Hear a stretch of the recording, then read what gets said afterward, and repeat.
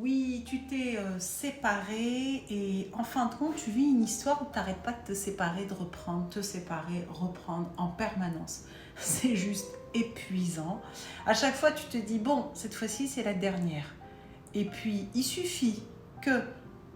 ton ex ou ton futur ex veuille te reparler, tu lui reparles et puis vous vous remettez d'accord, il arrive à te convaincre ou elle arrive à te convaincre ou tu arrives à te convaincre de reprendre et poum, c'est reparti pour un tour dans une illusion d'une histoire qui va fonctionner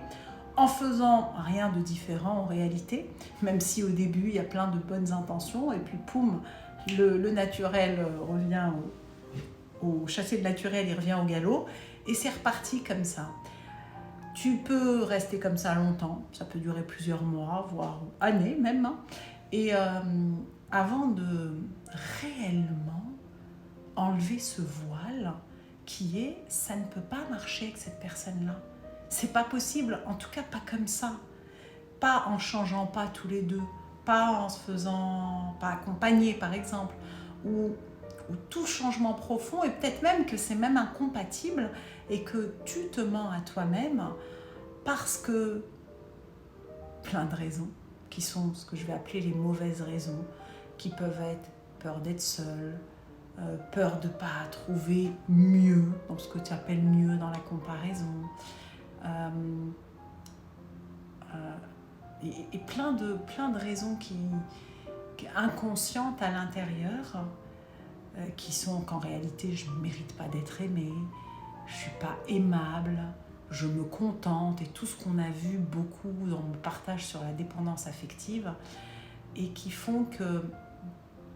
en fin de compte, ce qui te rassure là-dedans, dans ces séparations, et puis on reprend, séparation, on reprend, c'est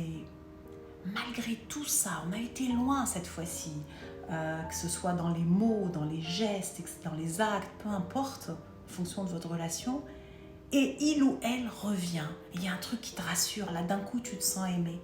Tu vois plus que c'est pas sain comme relation, que c'est même toxique, que c'est plus épuisant qu'autre chose, que tu t'accomplis pas, qu'il ou elle ne s'accomplit pas non plus,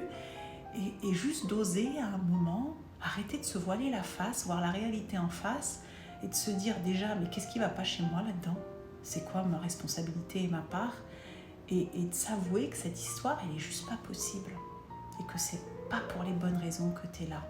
Est-ce que c'est quelque chose qui t'est déjà arrivé, toi? Partage-le nous si tu en as l'élan dans les commentaires, et surtout qu'est-ce que tu décides de